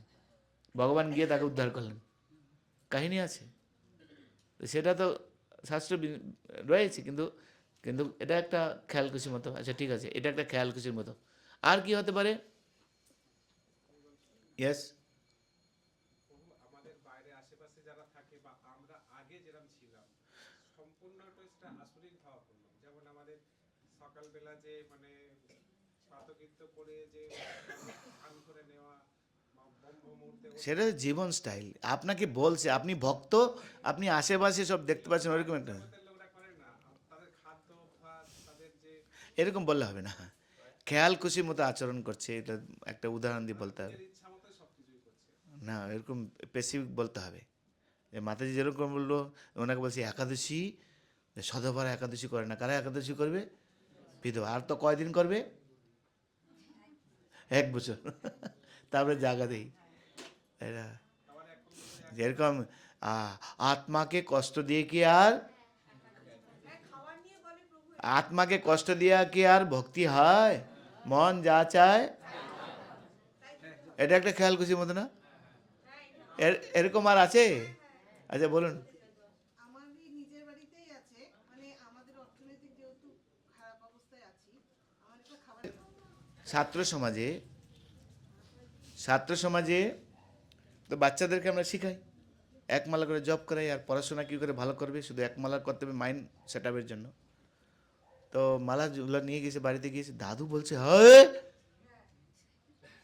তুই মালাজোলা নিয়ে এসেছিস, এখন তোর বয়স হয়েছে, এই রাখ এখানে। পরের দিন মালাজোলা নিয়ে যাই আমাদের প্রভু বলছেন কিরে মালা, বল দাদু বলছে বকা দিয়েছে, তোর বয়স হয়নি, তো এই বয়সে কেন করেছিস? বলছে আচ্ছা আচ্ছা আচ্ছা আচ্ছা আচ্ছা ঠিক আছে, এক কাজ করো, আজকে মালা ঝোলাটা নিয়ে যাবে। দাদু যখন বলবে কি আবার নিয়ে এসিস, বলে, না না না না দাদু, এটা আমার জন্য না, এটা তোমার জন্য, কারণ তোমার তো বয়স হয়েছে না। আচ্ছা তারপর কী করলো, নিয়ে গেছে। আবার দাদু আবার কিরে তুই আবার নিয়ে এসিস, তোকে কালকে না করেছি না? বলে দাদু আমার মালাটা ঘরেই আছে, আমি নিয়ে যাইনি তো, এটা আবার কেন নিয়েছিলাম? বলে দাদু আমি তো এখন ছোট না, তুমি তো বলছো বয়স হলে করতে হয়, তো তোমার তো বয়স হয়ে গেছে, তো এটা তোমার জন্য নিয়ে এসছি। ওরে বাপরে, এই বয়সে এত জ্ঞান! যা যা ভাগ ভাগ এখান থেকে, যা যা পরিষ্কার করে গিয়ে যা। আমাদের এক ভক্ত ব্রহ্মচারী হয়ে গেছে, ওর বাবা হচ্ছে মানে আপনার কি বলে কমান্ডার ইন চিফ, পুরো দল বল সব নিয়ে চলে এসছে, মন্দিরে এসে অ্যাটাক করেছে, কোথায় আমার ছেলে, আপনারা কী পেয়েছেন? তো আমাদের ভক্তরা একটু অফিসার তো শান্ত হয়ে বসিয়েছেন, শান্ত হয়ে বসিয়ে প্রসাদ টসাদ দিয়েছেন, প্রসাদ খাওয়া শুরু করেছেন। খেতে খেতে বলছেন যে একটা লাইফ এই ভগবানের সেবায় যদি কেউ উৎসর্গ করতে পারে, টিচিং করছেন তাকে, না আপনারা জানেন না ওদেরকে এই বয়স, যখন আমাদের মতো বয়স হবে তাহলে তখন ওরা ভক্তি করবে। তখন ওই প্রভু বললেন আচ্ছা ঠিক আছে, তাহলে একটা কাজ করুন, আপনার ছেলেকে আমরা ছেড়ে দিচ্ছি, তাহলে আপনি থেকে যান। আপনি বলছেন আপনার বয়সে হবে, ঠিক আছে, আমার পত্নীর সহধর্মীর সঙ্গে একটু কথা বলে আছি। তো ঘরে চলে গেছেন, পরের দিন আবার এসেছেন, তো আমার না আমার পত্নী বলছে ঠিক আছে ওই থাক, ঠিক আছে ওই থাক। আমাদের গৌরাঙ্গ বাবু ওর বাড়িতে গিয়েছে, তো সাধারণত গেহযোগী ভিক পায় না, তো গৌরাঙ্গ বাবু গিয়েছেন, আরেকজন ভক্তকে নিয়ে গেছেন ওখানে বাবা মাতাকে বোঝানোর জন্য, আর সুন্দর প্রবচন দিয়েছেন। পরিবারে যদি একজন বৈষ্ণব হয় তার কত পিঁড়ি উদ্ধার হয়? 21 পিঁড়ি। প্রহ্লাদ মহারাজ বলছেন 21 পিঁড়ি উদ্ধার হয়। তখন ক্লাস শেষে আত্মীয় স্বজন সবাই মিলে, বাবা মা যা আছে সবাই, কাকা জেঠা সবাই গৌরাঙ্গ বাবুকে ডাকছেন, তোকে আমরা আশীর্বাদ করি, তুই ভালোভাবে সফল হ। কেন এরকম আশীর্বাদ? তোর প্রভু ক্লাস দিয়েছে, পরিবারে একজন বৈষ্ণব হলে 21 পিঁড়ি, তাই তুই যদি ভালো ভক্তি করিস আমাদের উদ্ধার, তা আমাদেরকে কিছু করতে হবে না। বুঝে গেল? গৌরাঙ্গ বাবু বলছে ভাই কি, এখন হচ্ছে সবাই ভক্ত হয়ে গেছে, এখন সবাই ভক্ত হয়ে গেছে। তো এরগুলি হচ্ছে মানে নিজের খামখেয়ালির মতো কথা, বুঝা গেল? আবার পুরো পাখি আসার জন্য বলে বলে যখন সময় হবে তখন হ্যাঁ, যে সময় যখন হবে তখন ভগবান যখন টানবে, তা সেই গল্পটা আপনার মনে আছে যে এই বন্যা শুরু হয়ে গেছে, ভয়ঙ্কর বন্যা, সব ঘর পথে ডুবে গেছে, তার আগে অ্যানাউন্স, তার আগে সবাইকে অ্যানাউন্স করায় না এরকম সাইক্লোন আসবে, আপনারা সবাই বেরিয়ে চলে আসুন, সতর্কবার্তা, এখানে আমাদের ট্রেন খাটানো হয়েছে, সবাই ট্রেনে ঢুকে যান। তো সব ঢুকে গেছে, এক ব্যক্তি ঘর থেকে বেরোচ্ছে না, পৈতৃক ভিটা সারবো না, মরতে হয় এখানে মরবো। কৃষ্ণ ভক্ত, আবার কৃষ্ণ ভক্ত, তো জল ঢুকে গেছে, জল গেছে মানে চকি দিয়ে উঠেছে। আচ্ছা আরও জল ঢুকে গেছে, তো নৌকায় এসছে তাকে নেওয়ার জন্য, বলে না, রাখে হরি মারে হরি। আচ্ছা চলে গেল, আরও জল উঠে গেছে, এখন মানে ছাদের উপরে উঠে গেছে, মানে টিনের চালের উপরে। টিনের চালে যখন উপরে এসে সরকার থেকে হেলিকপ্টার নিয়ে এসছে তাকে নেওয়ার জন্য, বলে আসুন, না, রাখে হরি মারে হরি। আর লাস্টে কি হলো, বন্যার জলে পুরো ডুবে মরে গেল। আর যদি কৃষ্ণ ভক্ত ছিল কোথায় যাবে? ভগবানের কাছে যাবে। আর ভগবানের কাছে গিয়ে প্রথম কোশ্চেন, আপনি বলেছেন গীতাতে, কি বলেছেন? নমে ভক্তা প্রণশ্যতি, তারপরে অনন্যা চিন্তয়ন্তু মান যে জন বসে বসে তেসার নিত্য যুক্তম যোগক্ষেমম বাহামহম। তাহলে আমার কেন এই গতি হলো, কেন আমাকে জলে ডুবে মরতে হলো? ওরে ওহে আমার ভক্ত, তোমার জন্য কত লোককে আমি পাঠিয়েছি। প্রথমে তোমাকে আমি অ্যানাউন্স করিয়েছি, সেফটি জায়গায় চলে যাও, সেফটি জায়গায় চলে যাও, তুমি শুনলেই না। তারপরে তোমার জন্য নৌকা আমি পাঠিয়েছি, তুমি নৌকাকে অ্যাভয়েড করেছো, তাই না? তারপরে তুমি ওপরে উঠে গেছো, তারপরে তোমার জন্য হেলিকপ্টার পাঠিয়েছি। সেটা কি আমার ইচ্ছা নয়? তুমি বুঝতে পারলে না, এটা কি করে হবে? তাই নাকি? তো যারা অজ্ঞানী তারা কিন্তু এসব বুঝতে পারবে না। মন কখনো চাইবে না। মন হচ্ছে দুষ্টু, মন হচ্ছে বদমাস, মন হচ্ছে চঞ্চল, মনের কাজে হচ্ছে ভোগ আর ত্যাগ। তাই মন চাইবে তারপরে করব, কখনো সম্ভব হবে না। চঞ্চল হি প্রমাতি কৃষ্ণ বলবদ্দিনম। অর্জুন বলছেন, হে কৃষ্ণ, মন এত চঞ্চল, তাকে দমন করা অত্যন্ত কঠিন। কিন্তু কিভাবে দমন করতে যায়? অভ্যাস না তো কন্তে বৈরাগ্য, অভ্যাস নেই, পারবেন না আপনি কিছু করতে। সেই জন্য এই 26টা গুণ অভ্যাস করতে হবে, তাই না? দেখলে হবে, খরচা আছে, এটা মনে রাখতে হবে। এমনি এমনি পেয়ে যাবেন আপনি। ওই জাগতিক কথাগুলিকে আমরা এইভাবে কাজে লাগাই। কোথায় কাজে লাগাবো? এখানে কাজে লাগাবো। দেখলে হবে, খরচা আছে বাবা, তাই না? তাই একটা ভক্ত এইভাবে আর হয় না। আমরা একদম ভক্ত কত কত ত্যাগ তিতিক্ষা তাকে করতে হয়, তাই কি নয়? আপনি যখন ভক্ত করবেন, মালা জপ শুরু করবেন, চারিদিক থেকে আপনাকে মানে কীভাবে আসবে, আক্রমণ আসবে, তাই না? এই বয়সে কি এইসব হয় নাকি? তো তাদেরকে কোশ্চেন জিজ্ঞাসা করুন, বলুন কোন বয়সে হবে, কোন বয়সে হবে বলুন। আর তারপরে তো রয়েছে নিঃশ্বাসের নাই কোনো, কাল যে আমি বাঁচবো তার কোনো গ্যারান্টি আছে? তাহলে করবোটা কখন আমি? পরীক্ষিত মহারাজের তো 7 দিন সময় ছিল, আমরা কদিন আছে আমার সময়, কে বলতে পারি? তাহলে বুদ্ধিমান ব্যক্তি কি করবেন? কাল বলে রেখে দেবেন? কখনই না।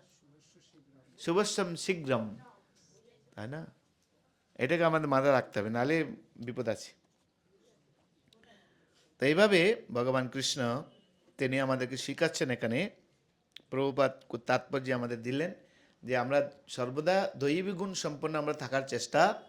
কারণ দৈবিক গুণ সম্পন্ন যদি আপনি না থাকেন, তাহলে এই জড়জগতের বন্ধন থেকে মুক্ত হওয়ার কোনো সম্ভাবনা। আবার যেরকম কর্ম সেরকম ফলে আপনাকে আসতেই হবে, যেমন কর্ম তেমন ফল। ইট্টি মারলে খেতে হবে। কারণ নিউটনের 3য় সূত্র, প্রত্যেক ক্রিয়ারই একটি বিপরীত প্রতিক্রিয়া আছেই, আপনাকে তা পেতেই হবে। আমি যতই বলেন না খরগোশের বুদ্ধি, খরগোশের বুদ্ধি করলে হবে না। খরগোশের বুদ্ধিটা কি জানেন? খরগোশকে যখন তার শিকারী আক্রমণ করে, সে তো দৌড়াতে বেশি পারে না, সে একটা কোনো মাথাটা কোথাও গিয়ে একটা লুকিয়ে দেয়। তো অন্ধকারের মধ্যে লুকিয়ে দেয়, তা ভাবছে আমাকে আর কেউ, কিন্তু পিছনে কেউ আছে, তার পুরো বডিটাই আছে। আর শিকারী এসে, সেই জন্য বলা হয় কৃষ্ণ নাম ভজ জীব, আর সব মিশে পলাইবার পথ নাই জম আছে। তাই যতই আমরা খরগোশের বুদ্ধি করি, মরে গেলে যাবৎ জীবেত সুখং প্রিবেত, যতদিন জীবিত আছে কি করো? ভোগ করে যাও। কেননা মরে গেলে আর কি হবে? তো এটা কাদের কথা? এরা যারা নাস্তিক, যারা আশ্রিক, তাদের কথা। কিন্তু পালাইবার পথ নাই, আর সেটা যদি না বুঝতে পারেন, তাহলে সেই ক্ষুদিরামের গানটা আপনি শিখে নেন। একবার বিদায় ঘুরে আসি, জন্ম নিব মাসির ঘরে, তখন যদি চিনতে না পারিস দেখবি গলায়। তার মানে নিদায় গৌরসুন্দর কি। তাহলে পুনর্জন্ম আছে কি? পুনর্জন্ম আছে কি? তাহলে মরার পরে আবার জীবন আছে কি? আছে। সব কবিরা স্বীকার করেছেন। রবীন্দ্রনাথ ঠাকুর বলছেন, আমি সেতাই যেতে চাই, যেতাই নাই কো জোড়া নাই কো বেধি। আমি সেতাই যেতে চাই, কোথায়? যেখানে জরা নেই, ব্যাধি নেই। তো সুতরাং নেই বলাটা, মরার পরে কি, এটা বোকাদের কথা। বুদ্ধিমান ব্যক্তিগণ, সেজন্য শাস্ত্র পড়তে হবে। কর্তব্য অকর্তব্য নির্ধারণ করছে কে? শাস্ত্র। এটা আমি নিষ্কপটে স্বীকার করতে হবে আমাদের, তার নাহলে অসুবিধা আছে। আর পড়ব? তারপরে থেকে ভগবান এবার এই যে অসুরিক গুণ, অসুরিক যারা ব্যক্তি তাদের এই লক্ষণগুলি এগুলো বর্ণনা করতে শুরু করবেন। যারা আসরিক ভাবনা ব্যক্তি, তাদের মনোবৃত্তি, তাদের কর্ম, তাদের ভাবনা, তাদের চেতনা, তাদের দৃষ্টিভঙ্গি, এগুলি সব পরপর ব্যাখ্যা করবেন সিরিয়ালি। তাহলে এই পর্যন্ত আমরা যা শিখলাম যে দৈব এবং অসুর এই দুই শ্রেণীর লোক এই সমাজে সবসময় আছে। তবে কলিযুগে একই মানুষের হৃদয়ে দেবতা রয়েছে গুণ, দৈব গুণ, আর একই শরীরে। এখন আপনি কীরকম আপনার সারাউন্ডিং রয়েছে তার উপর নির্ভর করছে আপনার গুণ প্রকাশিত হবে। চোরের সঙ্গে মিশলে চুরি করার স্বভাব উৎপন্ন হবে, নেশাখোরের সঙ্গে মিশলে নেশা করে। আর যদি আমরা ধার্মিক ব্যক্তিদের সঙ্গে মিশি তাহলে আমাদের ধার্মিক স্বভাব উৎপন্ন হবে। কলিতে সঙ্গ শক্তি, কলিতে সঙ্গটাই হচ্ছে খুব গুরুত্বপূর্ণ, তাই না? সেই জন্য সঙ্গ আমাদের ঠিক চাই। সঙ্গ যদি আমাদের ঠিক না থাকে তাহলে আমাদের হৃদয়ের যে চেতনা বিকশিত হবে না। যেরকম একটা ছোট্ট শিশু, তার মধ্যে সাঁতার কাটার প্রবণতা আছে কি নেই? আছে কি নেই? কারা কারা সাঁতার জানেন না হাত তুলুন। কেন জানেন না বলুন তো? কেননা জলে কখনো নামেননি আর জলও খাননি। আর আমাদের মায়েরা বলছে একমাত্র লতি, জ্বরে যদি যায় আবার যদি কিছু ইনফেকশন হয়ে যায়, কারণ এখানে তো আর সেই স্রোত নেই, স্রোতের জল, সেই জন্য জলেও নামেননি, সাঁতারও শিখেননি, হ্যাঁ কি নয়? কিন্তু কোনো বাচ্চা যদি জলে না নামে যেরকম সাঁতার শেখা যায় না, তেমনি তার কৃষ্ণ ভক্তি, ভগবানের প্রতি প্রেম ভালোবাসা যদি সঙ্গ না পায়, পরিস্থিতি না পায়, অনুকূল স্থিতি না পায়, তাহলে তা জাগ্রত হবে না। আপনারা যান আবার জলে গিয়ে একটু অভ্যাস করুন, কিছুদিন অভ্যাস করুন, দেখুন আস্তে আস্তে শিখে যাবেন। তো একটু যেরকম একটা শিশুর মধ্যে সাঁতার কাটার প্রবণতা আছে, একটা শিশুর মধ্যে হাঁটার প্রবণতা আছে, কিন্তু তাকে যদি জলে নামানো যায়, তাকে অনুকূল স্থিতি না দেওয়া যায়, সে কখনো হাঁটা শিখতে পারবে না, মানে সাঁতারও শিখতে পারবে না। সেটি আমরা যদি অনুকূল পরিবেশ না পাই তাহলে কখনো আমরা ভাগবত ভক্তি শিখতে পারবো না। সেই জন্য ছিল প্রভুপাদ এই ইসকন সোসাইটি গড়ে তুলেছেন, যাতে এখানে লোক এসে যে সাঁতার কি করে কেটে মানে সাঁতার কাটা শিখতে, যাতে ভবসমুদ্র পার হতে পারবে। আর সেটাই হচ্ছে ভক্তি যোগ। আর গীতায় সব কিছু ভক্তি যোগেই বর্ণনা করা হয়েছে। যদিও এখানে 3টে যোগের কথা মুখ্য বর্ণনা হয়েছে, কর্মযোগ, জ্ঞানযোগ, অষ্টাঙ্গ যোগ আর ভক্তিযোগ, 4টে যোগ। 4টে যোগের কথায় বিশেষত আলোচনা হয়েছে, কর্মযোগ, জ্ঞানযোগ, অষ্টাঙ্গ যোগ, তারপরে হচ্ছে ভক্তিযোগ। 6ষ্ঠ অধ্যায়গুলো বিবরণ দেওয়া আছে। 6ষ্ঠ অধ্যায়ে আমাদের গীতা স্টাডি কোর্স রয়েছে, ডাক যুগে Gita study course, postal course, বা অনলাইনে আমরা শিখাই। মাত্র 6 মাসের মধ্যে এগুলি শিখাই। পুরো ভগবদ্গীতাকে সামারি শেখাই আগে ফার্স্ট। তো ভগবদ্গীতার ওভারভিউ, যাতে খুব তাড়াতাড়ি আপনি ভগবদ্গীতার ভিতরে আপনি প্রবেশ করতে পারেন, একটা বেসিক ধারণা আপনার চলে। গীতার 3টে পার্ট, কর্মশতক, জ্ঞানশতক আর ভক্তি শতক। কর্ম আর জ্ঞান প্রথম 6টা অধ্যায়, লাস্ট 6টা অধ্যায়, মাঝের 6টি অধ্যায় ভক্তি শতক। কারণ ভক্তি হচ্ছে গোপনীয় বস্তু, ভক্তি হচ্ছে মূলধন, ভক্তি হচ্ছে মূল্যবান রত্ন, আর তাকে সুরক্ষা রাখতে হয় মাঝখানে। যেরকম সিন্দুক, সিন্দুকের ওপরটা বাহিরটা চারিদিকটা শক্ত, কিন্তু ভিতরে কি আছে সিন্দুকের? আসল বস্তু, সোনা দানা গয়না ইত্যাদি। তো এই ভগবদ্গীতা লাইক দ্যাট, প্রথমে কর্ম, লাস্টে জ্ঞান, মাঝখানে কি? ভক্তি। তাই ভক্তিতে পেতে গেলে আপনাকে কর্মকে ওভারটেক করতে হবে আর জ্ঞানকেও আপনাকে ওভারটেক করতে হবে। তাহলে আপনি ভক্তি পাবেন। তাই ভক্তি কোনো সাধারণ চিজ নয়, সাধারণ কোনো বস্তু নয়। ভক্তি হচ্ছে সবচেয়ে মূল্যবান বস্তু, যার মাধ্যমে ভগবান আমাদের কাছে বিকৃত হতে পারেন, যার মাধ্যমে ভগবানকে আমরা আয়ত্ত করতে পারি, হাতের মুঠোর মতো করতে পারি ভক্তির মাধ্যমে। আর এই মাঝের 6টি অধ্যায় সব বিশ্লেষণ করেছে। আর সেই ভক্তি লাভ করতে গেলে জ্ঞানেরও প্রয়োজন আছে, তাহলে ভক্তি স্থায়ী হবে না। সেই জন্য জ্ঞানের শতকও আমাদের জানতে হয়। এই জন্য এইসব জানছি, দৈব গুণ সম্পন্ন কি আর অসুর গুণ সম্পন্ন কি। তাহলে আমরা কোন গুণটা নিব? আর দৈবিক গুণ নেওয়া মানে তো ভক্ত দিকে চলে যাবেন আপনি, তখন ভক্তি শতকটা আপনার কাছে ইজি হয়ে যাবে। একদিকে আপনি ভক্তি শতক পড়ছেন, আদিকে মানে আসরিক গুণ সম্পন্ন আপনি রয়েছেন, তাহলে ভক্তি আপনার কাজ করবে? তাই এই 16 অধ্যায় অত্যন্ত গুরুত্বপূর্ণ আমাদের জন্য, প্রত্যেকটা অধ্যায় গুরুত্বপূর্ণ আমাদের জন্য। এইসব আমাদেরকে বুঝতে হবে, নাহলে হবে না কিন্তু। তো লাস্টে আমি একটা শ্লোক পাঠ করে শেষ করবো, 7 নম্বর শ্লোকটা। প্রবৃত্তিম চ নিবৃত্তিম চ জনানা বিদুরসুরা ন শৌচম নাপি চাচারো ন সত্যম তেষু বিদ্যতে। অসুর স্বভাব ব্যক্তিরা,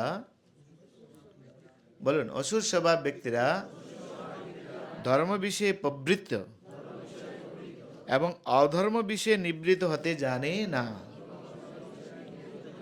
তাদের মধ্যে শৌচ, সদাচার, সততা বিদ্যমান নেই। এরকম লোক আছে? হ্যাঁ, এবার আপনাদের বলতে হবে কারা কারা। আপনি কি এর মধ্যে আছেন? নিজেই আপনি টিক মারুন। আপনার নিজেরটা নেই, কারণ নিজে যদি না বুঝতে পারেন, অপরকে কি করে চিহ্নিত করবেন আপনি? হ্যাঁ, তাহলে আপনি যদি নিজেরটা নিজে না বুঝতে পারেন, তাহলে এই অধ্যায়টা না পুরো একটা আয়না। এই অধ্যায়টা যখন পড়বেন, আপনি ঠিক আয়নার সামনে দাঁড়িয়ে আছেন। এবার আপনি নির্ণয় করুন আপনি কোন স্তরে আছেন, দৈবিক গুণ সম্পন্ন না অসুর গুণ সম্পন্ন। এখানে দেখুন, ধর্ম বিষয়ে প্রবৃত্ত হতে জানে না। ধর্ম বিষয়ে প্রবৃত্ত মানি, প্রবৃত্ত মানি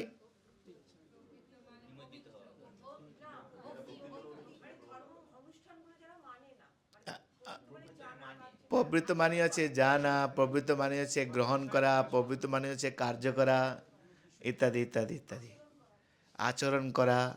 অর্থাৎ তারা ধর্মকে বা শাস্ত্রকে, বৈদিক শাস্ত্রকে তারা মানে। অসুরেরা শাস্ত্র পড়ে, কিন্তু শাস্ত্র পড়ে কোন কোন জায়গায় তারা ভুল করতে পারে সেই সব জায়গাগুলি নির্ণয় করে। যে জাকির নায়েক পড়ছে না, পড়ছে, কোন কোন জায়গাটা হিন্দুদেরকে টুপি পরানো যাবে সেইটাই শুধু উল্লেখ করে, আর কিছু কিন্তু উল্লেখ করে না। পুরুষোত্তম মহারাজকে জাকির নায়েক একবার ডেকেছিলেন, আপনাদের সঙ্গে একটু আলোচনা করতে চাই, তুমি কোন শাস্ত্রকে মানো বলো। তুমি ভাগবত পড়েছ? তুমি ভাগবত কোনোদিন পড়েছ? বলছেন না। তোমার সঙ্গে কি আলোচনা করো? ভাগবত পড়ো আগে, তারপর আমার সঙ্গে কথা বলবে। কেন পৃথিবীতে ধর্ম নামে যত কিছু বলে, ভাগবত কহে তা পরিপূর্ণ চলে। ভাগবতের মধ্যে সব কিছু বর্ণনা করে দেওয়া আছে। কৈতব ধর্ম কি, সল ধর্ম কি, কপট ধর্ম কি, সব ভাগবতে বলা আছে। তাই ভাগবতম যে পড়তে যাবে, ও যে ছলনা করেছে ওগুলি সব ধরা পড়ে যাবে। সেই জন্য ভাগবতমে শঙ্করাচার্য হাত দেননি। কেন মায়াবাদ প্রচার করতে গেলে ভগবানকে রূপ নেই, ভগবানের কোনো দেহ নেই, ভগবানের স্বরূপ নেই বলতে হবে। কিন্তু ভাগবতের মধ্যে সাক্ষাৎ ওম নমো ভগবতে বাসুদেবায় জন্ম আদিয়স যত ইন্দ্রিয়াত ইতরস্ব অত্রস্ব অভিজ্ঞ স্বরাট বর্ণনা করে দিয়েছেন, তাই না? এত চাংশ কলা পুংস কৃষ্ণস্তু ভগবান স্বয়ং শুদ্ধ গোস্বামী বর্ণনা করে দিয়েছেন। ভাগবতম কি করে টাচ করবে? ভগবান যে রূপ নেই বর্ণনাই করতে পারবে না, ভাগবতমকে স্পর্শই করতে পারবে না। সেই জন্য শঙ্করাচার্য ভাগবতমকে টাচই করেননি। বুঝা গেল? তো এখানে দেখুন, যারা অসুর স্বভাব ব্যক্তি তারা ধর্ম বিষয়ে প্রবৃত্ত হতে জানে না, অর্থাৎ তারা বৈদিক শাস্ত্রকে মানে না, তারা ধর্মকে মানে না। আমি হচ্ছে কি, আমাদের এখন সমাজে চলছে, আমি হচ্ছে কি কি ধর্ম নিরপেক্ষ বলে না, যারা বলে ধর্ম নিরপেক্ষ তারাও এই দলে পড়বে।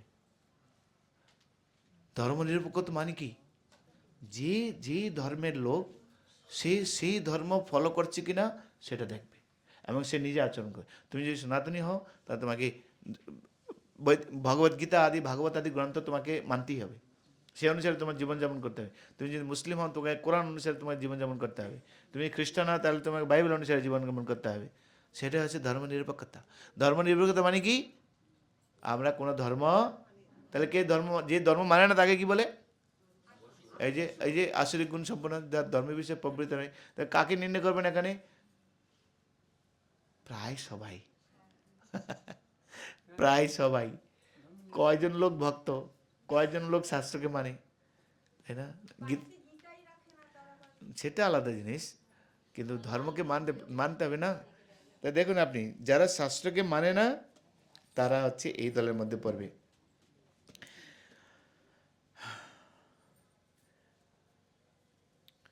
আরেকটা জিনিস দেখুন, আমাদের ধর্মে, সনাতন ধর্মে, অন্যান্য ধর্মে একজনই ভগবান, কিন্তু আমাদের ধর্মে কে ভগবান? কনফিউজ কনফিউজ কেন জানে না বলে কনফিউজ।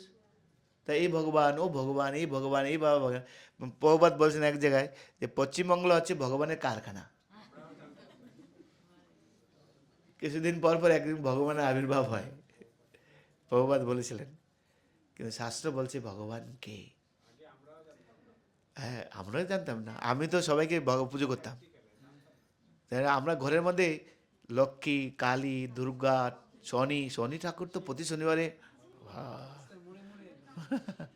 হ্যাঁ, তো সব একসঙ্গে, কালী মা ঠাকুর শুরু করে সব একসঙ্গে। কেননা কেউ যদি কাউকে যদি ছোট বড় করে দেখা হয়, কেউ যদি রেগে যায়, তাই না?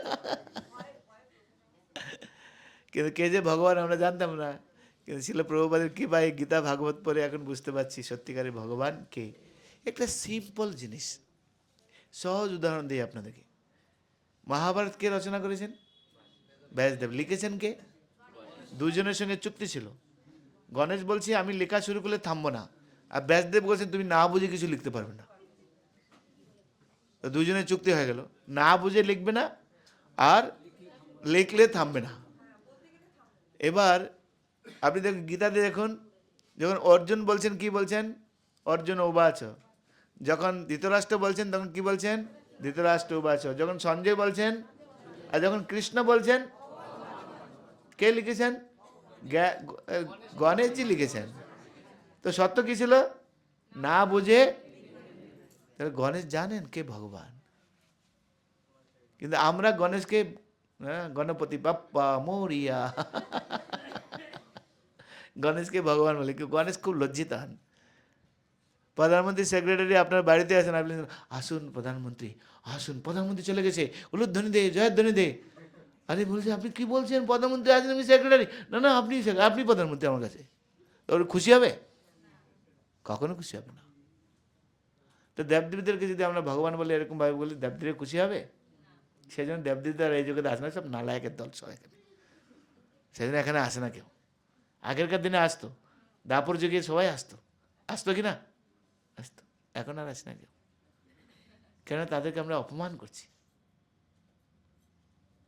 তো যারা অসুর, তারা ধর্ম বিষয়ে প্রবৃত্ত, অর্থাৎ তারা শাস্ত্রকে মানে না। কেন? ধর্ম তো সাক্ষাৎ ভগবত প্রণীতম। ধর্ম কি? ভগবানের আইন। ভগবানের আইন পালন করেছে ধর্ম। ধর্ম মানে এই নয়, আচ্ছা ধর্ম মানে কি? ধর্ম মানে হচ্ছে মন যা চায়, এটা ধর্ম। ডাক্তার বলছে রুগীর সেবা করা, আর গলা কাটছে। ডাক্তার বলছে রুগী হচ্ছে আমার কাছে ভগবান, তাহলে পুজো করা উচিত। পুজো করার পরে কি করে? গলা কাটে। আচ্ছা মানে দোকানদার লেখা আছে না, খরিদ্দার আমার কাছে ভগবান। তার সেবা করেছে আমার ধর্ম। দেখুন কে ভগবান তাহলে? এইসব নানা ভ্রম সমাজে, যেটা আগেরকার দিনে ছিল না। আমি তো ছোটবেলায় দেখিনি, কমপক্ষে গীতাকে সবাই মানতেন, পালন করে তো দূর করুক যেটাই হোক, কিন্তু গীতাকে মানতো তারা, শ্রদ্ধা ছিল। এখন আর সেই সব জিনিস নেই, তাই না? অধর্ম বিষয়ে নিবৃত্ত হতে জানে না।